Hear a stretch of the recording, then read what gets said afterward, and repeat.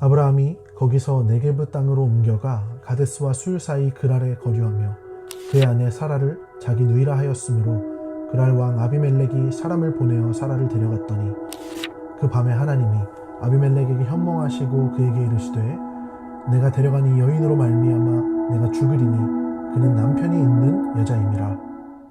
여러분은 습관이나 버릇 같은 게 있나요? 저는 안 좋은 버릇이 몇 개 있는데요. 화장실에서 나올 때 불을 안 끄고 나온다든지 다 마신 컵을 싱크대에 넣지 않고 식탁에 둔다든지 하는 그런 것들이 있습니다. 버릇은 고치기가 힘들죠. 아마 쉽게 고칠 수 있다면 버릇이 아닐 수도 있겠습니다. 오늘 본문의 아브라함도 버릇을 쉽게 고치는 사람은 아니었던 것 같아요. 아브라함은 그랄 땅을 지나고 있었는데요. 거기서 자신의 신변을 보호하기 위해 또다시 아내 사라를 누이라고 속이고 있습니다. 그런데 아브라함의 이런 행동이 꽤 익숙하시죠? 이미 12장에서 똑같은 잘못을 저지른 적이 있었기 때문입니다.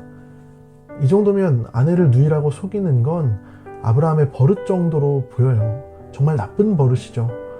아브라함의 행동은 그 자체로도 너무 형편없지만 다른 관점에서 볼 때 더더욱 어리석은 행동임을 알 수 있습니다. 창세기 전체를 관통하는, 그리고 더 나아가 성경 전체를 관통하는 핵심적인 개념 중에 언약이라는 것이 있는데요.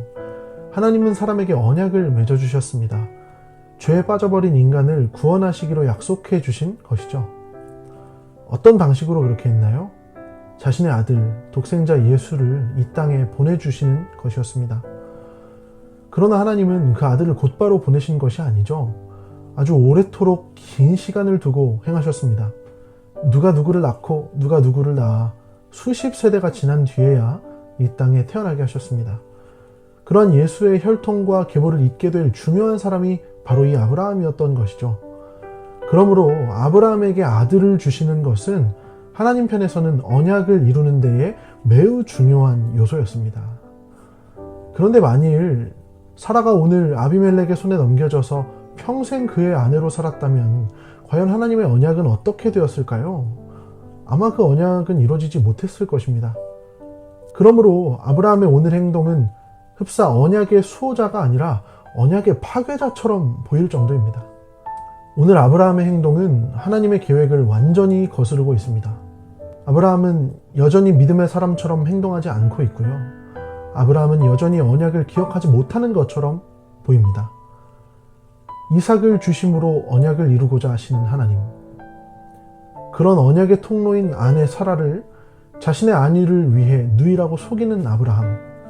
이 둘 사이에서 과연 하나님의 언약은 어떻게 될까요?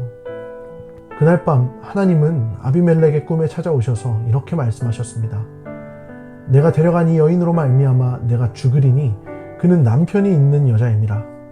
아비멜렉은 놀라서 말했습니다. 하나님, 그는 나에게 누이라고 하지 않았습니까? 그 여인도 그를 오라비라고 하였는데 나는 알지 못했고 온전한 마음과 깨끗한 손으로 이렇게 했습니다. 하나님은 그런 아비멜렉의 마음을 다 아신다고 하셨고 이렇게 말씀하셨습니다. 이제 그 사람의 아내를 돌려보내라. 그는 선지자라. 그가 너를 위하여 기도하리니 내가 살려니와 내가 돌려보내지 아니하면 너와 내게 속한 자가 다 반드시 죽을 줄 알지니라. 그런데 하나님께서 아브라함을 소개하시는 단어가 무척 이상합니다. 선지자. 보통 선지자는 신실한 사람이죠. 하나님 앞에서 의롭고 신실한 사람들이 이 선지자라는 타이틀을 부여받아야 합니다. 그런데 아브라함의 행동이 선지자라고 불릴만 한가요? 자기 신변을 위해 아내를 누이라고 속이는, 심지어 과거에도 그런 전적이 있는데 크게 달라진 점도 없어 보이는 아브라함을 선지자라고 칭해도 괜찮은 것입니까? 세상 어느 선지자가 아내를 누이라고 속이겠어요. 그런데 하나님은 아브라함을 선지자라고 말씀하십니다. 왜일까요? 왜냐하면 하나님은 진정으로 아브라함을 선지자로 생각하고 계셨기 때문이죠. 이 이야기의 결론은 이렇습니다. 화들짝 놀란 아비멜렉은 사라를 다시 아브라함에게로 돌려보냅니다. 결국 언약의 통로인 사라가 다시 아브라함의 품으로 돌아오게 된 것이죠. 여러분, 오늘 사라를 건져낸 사람은 누구입니까? 아브라함입니까? 아니면 사라 자신입니까? 아비멜렉인가요? 그렇지 않습니다. 바로 신실하신 하나님이셨습니다. 오늘 말씀에는 위대한 언약의 수호자가 등장하고 있습니다. 그것은 아브라함도 사라도 아닌 바로 신실하신 하나님이셨습니다. 이 위대한 언약의 수호자께서 오늘도 이 위태로운 언약을 지켜내기 위해 분투하고 계시는 모습을 보고 있는 것이죠. 저는 이 말씀에 복음의 핵심이 있다고 생각합니다. 바로 하나님께서 언약의 수호자이시라는 사실입니다. 사랑하는 강남의 청년 여러분, 이 언약의 수호자를 바라보시기 바랍니다. 이 하나님께서 지금도 우리에게 주신 구원의 언약을 붙드시며 그 언약이 흔들리지 않고 견고해지도록 지키고 보호하고 계시기 때문입니다.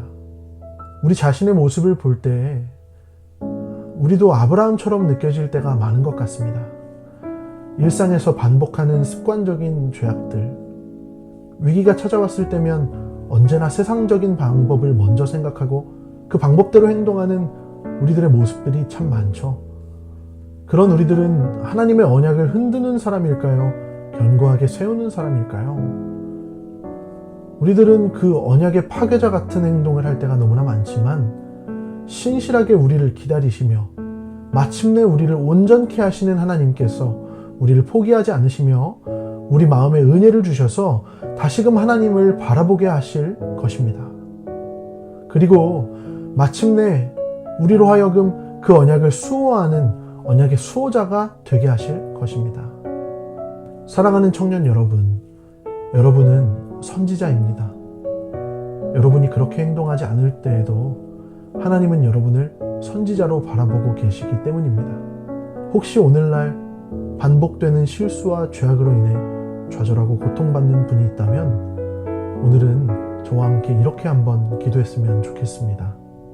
우리에게 구원의 언약을 베푸시며 그 언약을 지금까지도 지키시는 은혜의 하나님 감사합니다.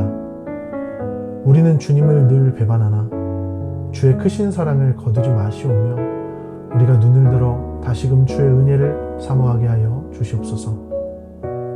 거듭된 죄악으로 인해 마음 상한 우리들을 만져주시고 그 사랑을 깨달아 주 앞에 돌아가게 하여 주시옵소서. 예수님의 이름으로 기도합니다.